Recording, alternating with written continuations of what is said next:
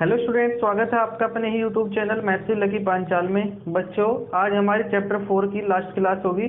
जैसे कि आप सभी को पता है, इससे पहले हमने 5 क्लास पढ़ ली है चैप्टर 4 की। ज्योमेट्री है आपका, जिसमें आपका ज्योमेट्री के अंदर ट्राइंगल्स आता है। ठीक है, आप सभी को अच्छे से पता है। और आज हमारी लास्ट क्लास है चैप्टर 4 की। तो इस जो लास्ट क्लास है आपकी, इसमें जो आपकी एक्सरसाइज है, एक्सरसाइज 4.6 करके, उसमें आपकी 2 इम्पोर्टेंट थ्योरम बनती है जो पेपर में रिपीटेड हुई है कई बार। हालांकि पिछले साल नहीं पूछी गई थी, लेकिन इम्पोर्टेंट बन जाती है क्योंकि वो कई बार इससे पहले पूछी जा चुकी है। तो ध्यान से देखना उन दोनों थ्योरम को। इसके बाद में मैं आपको एक क्वेश्चन कराऊंगा, बहुत ही इंपॉर्टेंट क्वेश्चन है वो भी, उससे मिलता जुलता आपके पेपर में जरूर आएगा। ध्यान रखना इस बात को भी। जो आपकी थ्योरम है वो पहले आपको सिंपल प्रूफ करने को मिलेगी, और दूसरी जो थ्योरम है उसका रिवर्स प्रूफ करेंगे हम। ठीक है, तो जो आपकी पहली थ्योरम है वो ये कहती है, यदि आपके पास में राइट एंगल ट्राइंगल है, right angle at B vertex, कुछ इस तरीके से। यदि आपके पास में एक ट्राइंगल है right angle A B C, right angle at B, आपको ये गिवन है और आपको ये पूछा गया, जो हम पहले से ही पढ़ते आ रहे हैं, जो हम याद करते हैं कि बड़े वाली साइड का स्क्वायर वो इज इक्वल्स टू होता है इन दोनों साइड के स्क्वायर के सम के बराबर। ठीक है, मैंने क्या बताया कि जो ए सी स्क्वायर है वो A B square plus B C square, हमें पहले से ही पता है ये होता है। लेकिन आज हम इसी चीज को प्रूफ करेंगे, वो कैसे, वो भी हम पढ़ेंगे। ठीक है, ये तो हो गया ए बी सी के माध्यम से। ठीक इसी तरीके से यदि हम इसका एक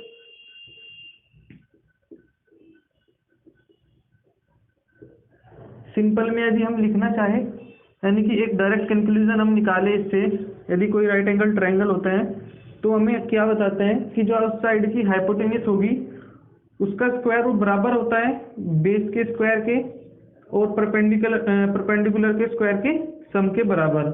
I repeat, base square plus आपका परपेंडिकुलर स्क्वायर के सम के बराबर, ये हमें पता है। लेकिन आज हम इन सभी को प्रूफ करेंगे। ठीक है, ये तो है आपकी पहली थ्योरम।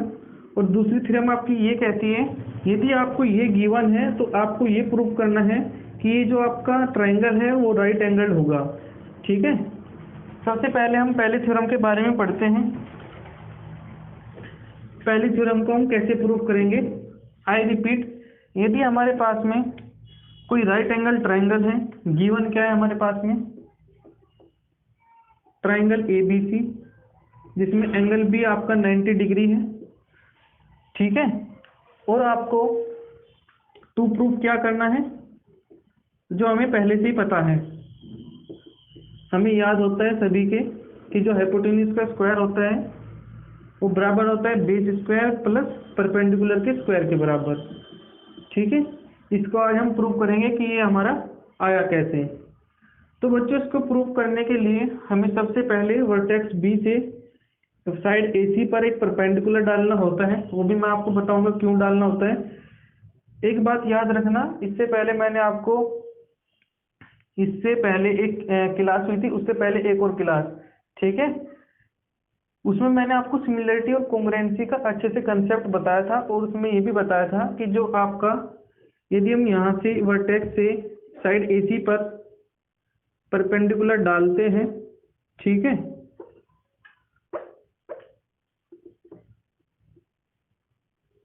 मान लीजिए डी है, तो ये जो छोटा वाला ट्रायंगल बना वो बड़े वाले ट्रायंगल के भी सिमिलर होगा।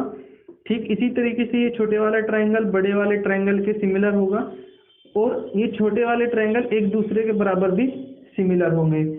आइए अब हम प्रूव करते हैं। यहाँ पर हम कंस्ट्रक्शन लिख लेते हैं, क्योंकि ये कंस्ट्रक्शन हमने खुद किया है। हमने किया क्या कि बी डी जो है वो परपेंडिकुलर है ए सी पर, ये हमने कंस्ट्रक्शन किया। अब हमारा जो प्रूफ है वो किस तरीके से हम करेंगे।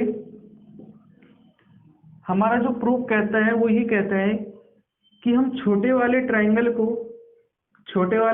को बड़े वाले ट्रायंगल के साथ सिमिलर प्रूफ करेंगे। इससे पहले मैंने आपकी वीडियो में करा चुका हूँ, लेकिन आज फिर हम जब हमारा प्रूफ डायरेक्ट नहीं लिख सकते, हम जब हम प्रूफ कर ही रहे हैं तो हम सही से प्रूफ करके बताऊंगा मैं आपको। ठीक इसी तरीके से नीचे वाले ट्रायंगल को बड़े वाले ट्रायंगल के साथ सिमिलर कराऊंगा। ठीक है, वहाँ से दो कंक्लूजन मिलेंगे, एक पहले वाले से और एक दूसरे वाले से। जब हम उन दोनों को प्लस करेंगे, दोनों इक्वेशन को प्लस करेंगे तो हमारा ये आ जाएगा। ठीक है, कैसे वो मैं आपको बताता हूँ। तो in triangle A D B और इन ट्रायंगल ए बी सी, जो आपका एंगल ए है, ये वाला एंगल है आपका बड़े वाले ट्रायंगल में, वो किसके बराबर होगा? Angle B A D. Angle B A D क्यों होगा? क्योंकि आपका कॉमन है। ठीक है, ठीक इसी तरीके से आपका एंगल ए डी बी और एंगल ए बी सी बराबर हो गएगा। क्यों? क्योंकि वो 90 डिग्री है।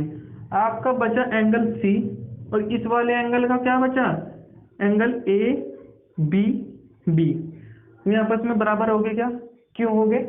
क्योंकि यदि दो ट्रायंगल के दो एंगल आपस में बराबर होते हैं तो बाकी का बचा तीसरा एंगल भी एक दूसरे के साथ में बराबर होगा। ठीक है, तो बाय एंगल सिमिलरिटी से हम क्या लिख सकते हैं कि जो आपका ट्रायंगल है ए डी बी वो सिमिलर हो जाएगा क्या? ट्रायंगल ए बी सी से। हम वहां से तीन चीज लिख सकते हैं। एक तो तीनों एंगल एक दूसरे के बराबर होंगे, और साथ ही साथ A D upon A B और बराबर होगा D B upon B C और A B upon A C. ठीक है, कुछ इस तरीके से। यदि हम इन दोनों को लेते हैं तो हमें यहां से क्या मिलेगा? A D upon A B is equals to A B upon A C.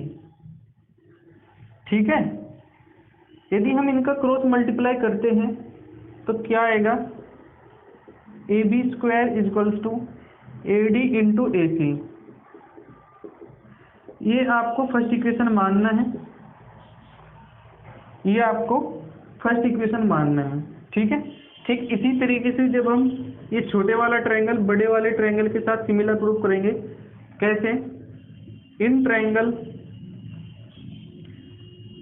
B D C और in triangle B D C और इन ट्रायंगल ए बी सी, जो आपका एंगल बी डी सी है वो बराबर होगा क्या? एंगल ए बी सी के। क्यों होगा? 90 डिग्री है। ठीक है, अब जो आपका एंगल है D C B, angle D C B वो एंगल ए सी बी के बराबर होगा क्या? कैसा होगा? क्योंकि आपका वो कॉमन है। और जो बाकी का बचा आपका थर्ड एंगल है, क्या वो आपस में एक दूसरे के बराबर होगा क्या? होगा। तो हम यहाँ से ये लिख सकते हैं कि जो आपका ट्रायंगल है बाय एंगल सिमिलरिटी से, जो आपका ट्रायंगल है ए बी सी वो सिमिलर प्रूफ हो जाएगा क्या? किसके? जो आपका एंगल ए है, एंगल ए बी सी वो सिमिलर प्रूफ हो जाएगा। जो बी है यहाँ पर डी लिखो, जो आपका सी है वो सी के बराबर है, और ये आपका बी डी सी। ठीक है, इस तरीके से इनका भी लिखने का तरीका होता है कि कैसा होता है, मैंने आपको वो भी बताया था। कैसे? कि जो एंगल जिस एंगल के बराबर है वो एंगल उसी एंगल के साथ लिखना चाहिए। ठीक है, यदि इसकी बी की पोजीशन सेकंड है तो इसका यदि बी आपका 90 डिग्री है तो इधर से भी जो एंगल 90 डिग्री होगा वही सेकंड पोजीशन पर आएगा। एंगल बी आपका 90 डिग्री है ट्रायंगल एबीसी में, आपका बीडीसी में एंगल आपका डी 90 डिग्री है, तो इससे इधर की सेकंड पोजीशन है तो ये भी आपका सेकंड पोजीशन पर आएगा। इसी तरीके से एंगल ए बी सी आपका क्या है, कॉमन है, तो ये भी आपका थर्ड पोजीशन पर होगा, कॉमन है। बाकी को हम जो भी बचा बी बचा तो हम उसको शुरू में लिख देंगे। यहाँ से हम हमारी सिमिलरिटी लग गई, आपका ट्रायंगल ए बी सी जो है ट्रायंगल बी डी सी के सिमिलर प्रूफ हो गया। यहाँ से हम क्या लिखते हैं कि जो A B upon B D का रेशियो है वो बराबर होगा क्या, B C upon D C के साथ, ए सी अपॉन बी सी के साथ में। यदि हम इन दोनों को लेते हैं तो बी सी स्क्वायर आपका किसके बराबर आएगा, ए सी इंटू डी सी। इसको आपको सेकेंड इक्वेशन मानना है, ठीक है, इसको आपने सेकेंड इक्वेशन मानना है। ठीक इसी तरीके से हमारी ये पहली इक्वेशन आई थी, इसको हम इधर लिख लेते हैं कि जो आपका ए बी स्क्वायर है वो किसके बराबर आया, A D into A C, A D into A C, ये आपका सेकेंड इक्वेशन है, फर्स्ट इक्वेशन है सॉरी। यदि हम इन दोनों इक्वेशन को जैसे कि मैंने आपको पहले बताया था कि ऐड कर देते हैं, ऐड फर्स्ट प्लस सेकंड, तो हमारा यहाँ से क्या मिलेगा कि जो ए बी स्क्वायर है और बी सी स्क्वायर का सम है वो क्या आएगा, A C into D C plus A D into A C. बच्चे यहाँ से ए सी कॉमन आ रहा है क्या, तो ए सी कॉमन लिख लेंगे और D C plus A D आपका ब्रैकेट के अंदर आएगा साइन प्लस के साथ में। डी सी आपका ये है, ए डी आपका ये है। यदि हम ए डी को डी सी के साथ में जोड़ते हैं तो हमारा कंप्लीट ए सी आ जाएगा क्या, ए सी की मल्टीप्लाई जब आपकी ए सी के साथ होगी तो ये क्या देगा आपका, ए सी स्क्वायर। क्या जो हमें प्रूव करना था वो आ गया, क्या आ गया कि जो आपका ए बी स्क्वायर है और बी सी स्क्वायर है वो ए सी स्क्वायर के साथ आ गया क्या, बराबर आ गया, ठीक है। तो इसको याद रखना, कैसे कैसे हमने इसको किया वो भी याद रखना, ठीक है। अब हमारी बात आती है इसके रिवर्स की। एक बार और मैं आपको रिवाइज कर देता हूँ। हमारे पास में एक ट्रायंगल था, right angle triangle, angle B से आपका राइट एंगल था वो, ठीक है। उसमें हमें क्या करने को, प्रूव करने को मिला कि जो आपका हाइपोटेन्यूज का स्क्वायर है वो बेस स्क्वायर जमा परपेंडिकुलर स्क्वायर के बराबर होगा। हम शुरू से ही पढ़ते आ रहे थे, लेकिन आज हमने उसका प्रूफ भी कर लिया कि हमारे पास में वो जो स्टेटमेंट है आपका वो कैसे आया, ठीक है। हमने उसको प्रूव करने के लिए वर्टेक्स बी से साइड ए सी पर परपेंडिकुलर डाला। फिर हमने किया क्या कि जो आपका छोटे वाला ट्रायंगल है उसको बड़े वाले ट्रायंगल के साथ में सिमिलर प्रूव किया, वहां से आपका एक स्टेटमेंट आया, एक इक्वेशन आई। ठीक इसी तरीके से छोटे वाले को बड़े वाले के साथ में फिर से प्रूव किया, फिर वहां से आपकी सेकंड इक्वेशन आई। उन दोनों इक्वेशन को हमने जोड़ा, वहां से आपका ये जो आपका स्टेटमेंट था जो हमें प्रूव करना था वो आपका आ जाएगा, ठीक है। एक और बात आपकी यहाँ पर ये पेपर में पूछी जा सकती है, जिस हिसाब से आपका पेपर आ रहा है पिछले साल, आप बोलते हो सर हार्ड आया, बाहर से आया, लेकिन वो बाहर से नहीं आया, ना ही वो हार्ड आया, सिर्फ आपकी कंसेप्ट में दिक्कत थी। क्या दिक्कत थी बच्चों, यह हमें थ्योरम तक ही याद रहता है। यदि आपके पास में कोई एक नंबर का क्वेश्चन आ जाए, क्या क्वेश्चन आ जाए कि आपके पास में कोई राइट एंगल ट्रायंगल दे दिया इस तरीके से ए बी सी, और ये आपका परपेंडिकुलर है, ये फिगर दे दी जिसमें आपका डी है, और आपकी क्या दे रखा है, मान लीजिए आपको ए बी निकालने को दे दिया। बताओ ए बी क्या है, यदि उसकी A D A C, A D 5 है और कंप्लीट उसका 9 है, ए डी आपको दे दिया 5, इस तरीके से देगा कि आपके पास में ए डी 5 देगा और ए सी आपके पास में 9 देगा। तो बताओ उसका ए बी आपको बताना है। तो इस तरीके से आपको पेपर में देगा, ठीक, आपको ये याद रखना है इस तरीके से। तो आपका ये आ जाएगा, कैसा आएगा, क्योंकि ए बी स्क्वायर आपके पास में ए डी इंटू ए सी होता है, 5 इंटू 9 होता है। तो जब हम ए बी निकालेंगे क्या आएगा, क्या 3√5 आएगा क्या, ये याद रखना। तो इस तरीके से आपके पेपर में पूछे जाते हैं, वो भी आपको याद रखना है। ये दोनों कंक्लूजन आपको याद रखना है। इसको कैसे याद करना है वो भी मैं आपको बता देता हूँ। यदि आपके पास में ए बी निकालने को मिले ये वाली साइड, तो इसका ये वाला छोटे वाला और ये आपका कंप्लीट, यदि आपको ये निकालने को मिले तो इसका तो स्क्वायर होगा, वो किसके बराबर होगा, ये छोटे वाला और ये आपका कंप्लीट। इस तरीके से आपको ये याद रखना है, ठीक है। अब हम इसको रब करते हैं और हम अब अपनी थ्योरम सेकंड के बारे में पढ़ेंगे। बच्चों अब आपकी आती है थ्योरम सेकंड, जो पहली थ्योरम का ही आपका रिवर्स है। इसको हम ये लिख सकते हैं कि रिवर्स ऑफ पाइथागोरस थ्योरम।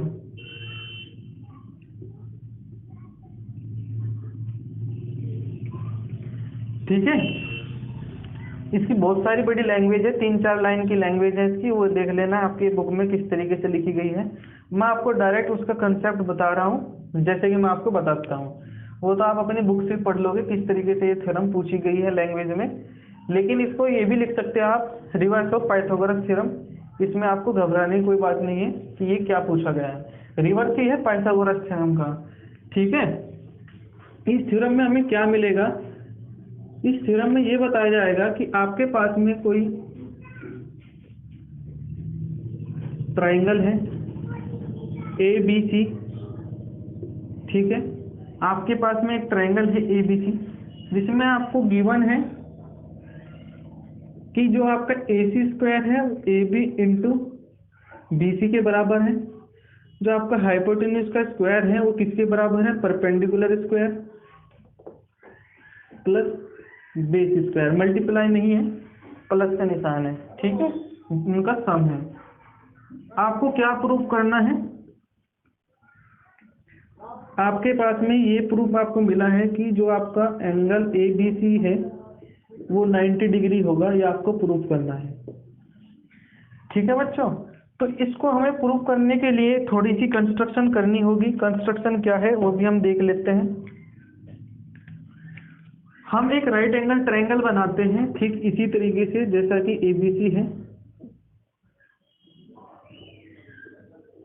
मान लीजिए D है, E है, F है। और एक और बात याद रखना बच्चों, जब भी हम अपना कंस्ट्रक्शन करते हैं, चाहे वो एक लाइन ड्रॉ करनी हो, चाहे हमें ट्रायंगल बनाना हो, या फिर आपको परपेंडिकुलर डालना हो, कुछ भी XYZ अल्टीट्यूड परपेंडिकुलर हाइट कुछ भी डालना हो, वो हमारा कुछ इस तरीके से हम डालते हैं, कंप्लीट लाइन हम नहीं करते। ठीक है, इससे पता चल जाता है एग्जामिनर को भी कि ये आपकी कंस्ट्रक्शन है। तो इस तरीके से हम एक ट्रायंगल बनाते हैं ABC के जैसा ही DEF। फर्क सिर्फ इतना है कि ये इसके बराबर है, ये इसके बराबर है, ठीक है, लेकिन ये इसके बराबर नहीं है, ये भी याद रखना। आपका एंगल E आपका 90 डिग्री है। हमने कंस्ट्रक्शन क्या किया लिख लेते हैं। आपके पास में ट्रायंगल है DEF, right angle at angle E। ठीक है, फिर हमने क्या किया कि जो आपका AB है वो DE के बराबर मान लिया हमने, और जो आपका BC है वो EF के बराबर हमने मान लिया। ये हमारी इतनी सी कंस्ट्रक्शन है।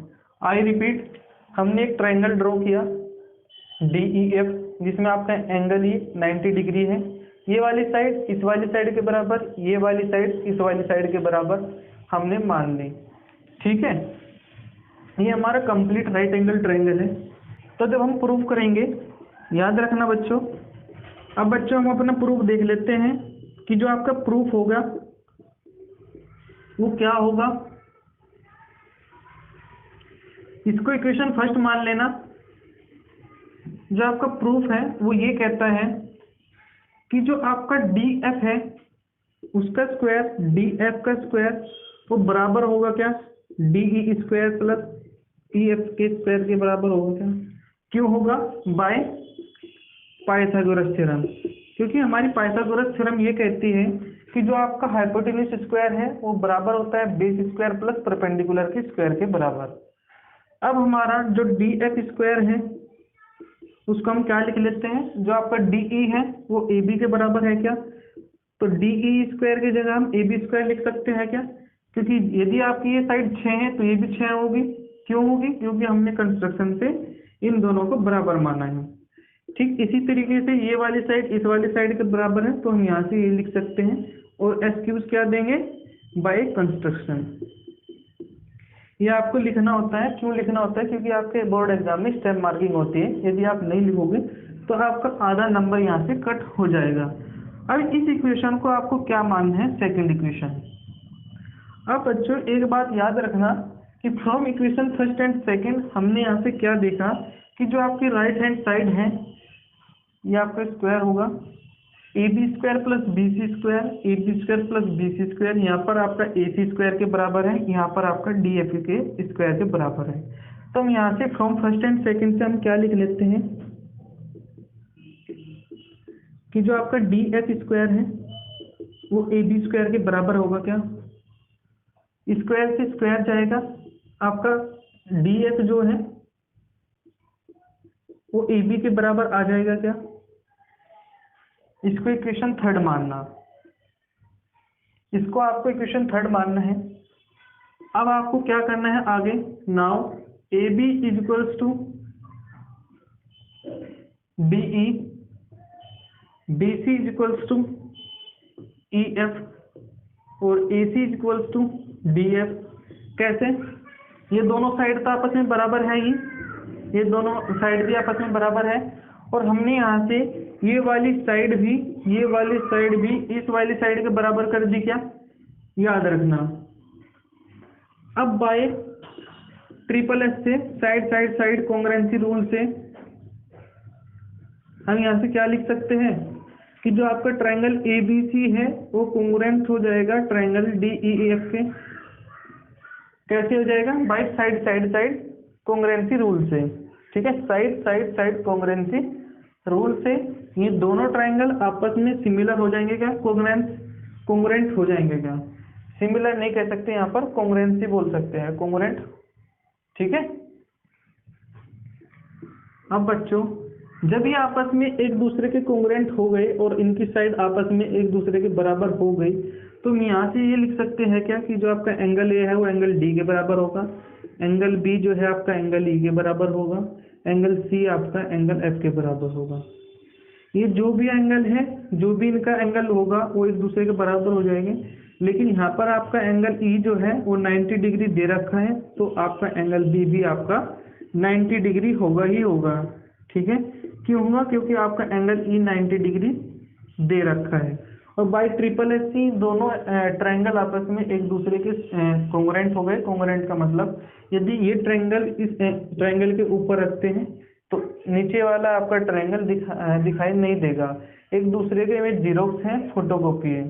ठीक है, तो इस तरीके से हमने ये प्रूव कर दिया कि आपका एंगल बी जो है वो भी 90 डिग्री होगा। यही आपकी पाइथागोरस थ्योरम की रिवर्स है। तो जो बच्चों मैंने आज की क्लास में पढ़ाया वो आपकी समझ में आया क्या, याद रखना। ठीक है, एक बार मैं इसको विदाउट बोर्ड की मदद से आपको वैसे ही रिवाइज कराता हूँ। कैसे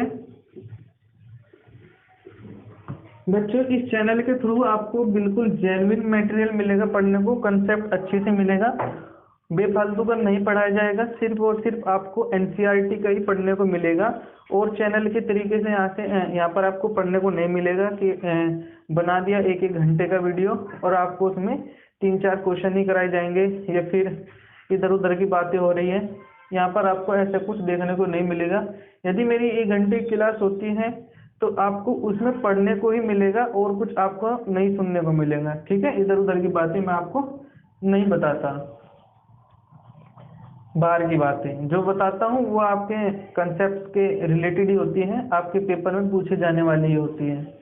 तो हमने पहले तो पढ़ा पाइथागोरस थ्योरम और दूसरी थ्योरम आपकी थी रिवर्स ऑफ पाइथागोरस थ्योरम। तो ये आपकी इम्पोर्टेंट बन जाती हैं और जो आपकी इम्पोर्टेंट बनेगी जिसमें आपको कुछ करने को मिलेगा या फिर आपको दिमाग का यूज करना है, आपको माइंड लगाना है, वो आपकी रिवर्स है। क्योंकि इसमें आपको एक ट्रायंगल बनाना होता है पहले वाले के जैसा ही, इसमें आपको ज़्यादा सोचना पड़ता है। तो इसलिए ये वाली जो थ्योरम है रिवर्स ऑफ पाइथागोरस थ्योरम, ये आपको देखने को मिल सकती है।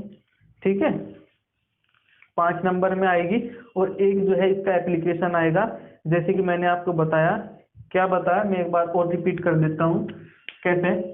ये भी बताऊंगा आपको कैसे याद रखना है, हालांकि मैंने आपको बता दिया है, लेकिन बच्चों मैं बार बार बताने का मतलब यही है आपका, बस आपको याद हो जाए, आपके नंबर अच्छे बन जाए, ठीक है। और एक और बात याद रखना बच्चों कि जैसे कि मैंने ये आपका फिगर बनाई और मैं आपको एक और फिगर बना के दे रहा हूँ, ठीक इसी तरीके से ए बी सी, और ये आपका बीच में है, ठीक है, राइट एंगल और ये आपका राइट एंगल, ठीक है, परपेंडिकुलर। एक बात और, ये आपको जो फिगर है वो बिल्कुल सटीक दिखाई देने को मिलेगी। कैसे, मतलब ये जो डी है, BD है, वो एकदम इसके AC के हाफ दिखाई दे रहा है कि ये इसको आधा कर रहा है, इसको आधा कर रहा है। लेकिन यहाँ पर क्या देखने को मिलेगा, ये वाली साइड थोड़ी कम है, ये वाली साइड थोड़ी ज़्यादा है। इससे हमें कुछ फर्क नहीं पड़ता, हमारा जो कंसेप्ट है वो ये कहता है कि जो BD है आपकी वो परपेंडिकुलर होनी चाहिए बस AC पर, चाहे आपकी यहाँ पर भी हो सकती है, यहाँ पर भी हो सकती है, उससे आपको कोई मतलब नहीं है, ठीक है। कभी ये देखने को मिले आपको एग्जाम बोर्ड में कि फिगर आपको वो ऐसी भी दे सकते हैं, यहाँ पर भी दे सकते हैं, आपको केवल कंफ्यूज करेगा और कुछ नहीं। हमें बस ये देखना है कि जो BD है वो परपेंडिकुलर है क्या AC पर, बस इसी से आपका काम हो जाएगा, ठीक है। अब मैंने आपको क्या बताना था, बता तो दिया था, एक बार और समझा देता हूँ कि जो आपका AB का स्क्वायर है वो हम क्या लिखते हैं कि जो आपका AD है वो AC के बराबर होगा, AD इंटू AC के प्रोडक्ट के बराबर होगा। ठीक इसी तरीके से जो BC स्क्वायर है वो CD इंटू AC के बराबर होगी मल्टीप्लाई की। कैसे, देख लो बच्चों, कैसे याद रखना है। यदि इस वाली साइड का स्क्वायर आपको पता है AB स्क्वायर, इतना तो याद रहेगा ही रहेगा, बाकी वो किसके बराबर होगा वो याद रखना कि जो इससे सटी हुई है साइड वो तो छोटे वाली होगी और फिर उसकी प्रोडक्ट बड़े वाली से होगी, ठीक है, उसकी प्रोडक्ट बड़े वाली से होगी। ठीक इसी तरीके से यदि आपको इसका स्क्वायर पता है तो जो BC स्क्वायर है वो किसके बराबर होगी, जो इसके वाली साइड बराबर में दे रखी है छोटे वाली लेंगे और फिर उसकी प्रोडक्ट बड़े वाली से होगी, ठीक है। एक और कंसेप्ट आपको क्या देखने को मिल सकते हैं, इसको इक्वेशन फर्स्ट मानना, इसको इक्वेशन सेकंड मानना। यदि इसको अपॉन करते हो, डिवाइड करते हो तो AC से AC जाएगा, तो AB square upon BC square, ये थोड़ा सा एडवांस हो गया, लेकिन याद रखना ना क्या क्या फर्क पड़ता है जब आपके पास में दो इक्वेशन दे रखी है, तो इस तरीके से आपके पास में कोई स्टेटमेंट आ सकता है, इक्वेशन आपको, ये सभी आपकी नॉलेज में होनी चाहिए, ठीक है। अब आपका एक क्वेश्चन मैं आपको कराऊंगा, फिर आपका ये जो चैप्टर है एंड हो जाएगा, इसका ये आपका खत्म हो जाएगा, आज फिनिश हो जाएगा, ठीक है। काफ़ी दिन तक इसकी क्लासें चली, लगभग 15 दिन हो गए इसको पढ़ते पढ़ते, जिसमें आपकी 5 क्लास आई। मैं हर तीसरे दिन आपको एक क्लास देता हूँ, एक वीडियो लेक्चर देता हूँ आपका। वो क्वेश्चन ये बताता है आपको, ठीक है, यदि आपके पास में कोई राइट एंगल ट्राइंगल है ABC, इसके अंदर एक सर्किल है, इसके अंदर एक सर्किल है, फिगर पे मत ध्यान देना बच्चों, कॉन्सेप्ट पे ध्यान देना, ठीक है। इसके अंदर एक सर्किल है, ठीक है, कुछ इस तरीके से। ऐसे सर्किल को हम क्या बोलते हैं, इनस्क्राइब्ड। क्या होगी स्पेलिंग इसकी, इंस्क्राइब्ड इन ए ट्रायंगल। इस तरीके से आपको लैंग्वेज मिलेगी क्वेश्चन में, NCERT का ही है। मैं क्वेश्चन याद रखता हूँ, लैंग्वेज भी मेरे याद रहती है, लेकिन क्या फायदा, आपका टाइम वेस्ट होगा, वीडियो लंबी जाएगी जब आपका इसी से काम हो रहा है। ये आपको 6 दे रखा है, ये आपको 8 दे रखा है, ये राइट एंगल है। आपको क्या करना है, इसकी रेडियस आपको निकालनी है, ठीक है। ये जो सर्किल है आपका, इसकी आपको रेडियस निकालनी है। तो कैसे निकलेगी रेडियस, अभी तो कुछ दिमाग में नहीं आ रहा होगा आपको कि आपके पास में एक ट्रायंगल है, ट्रायंगल के अंदर आपका एक सर्किल है और सर्किल की आपकी रेडियस आपको निकालना है, ठीक है। ये भी समझ लेते हैं, ठीक है। इसमें हम कैसे आपका अप्रोच लगाना है वो भी याद रखना। जैसे यहाँ पर इसका एक परपेंडिकुलर डाला हमने, ठीक इसी तरीके से इस साइड पर भी हम एक परपेंडिकुलर डालेंगे और इस साइड पर भी आपका एक परपेंडिकुलर डलेगा। ये भी आपकी आर होगी, ये भी आपकी आर होगी, रेडियस होगी, क्योंकि ये आपका सेंटर है ओ है। ठीक है, अब आपको क्या करना है बच्चों, आपको कंस्ट्रक्शन करनी है, ओ को सी से ज्वाइन करना है। ठीक है, आपको ए से ओ ज्वाइन करना है, आपको ओ से बी ज्वाइन करना है, यानी कि सर्किल के सेंटर से तीनों वर्टेक्स को आपको ज्वाइन करना है।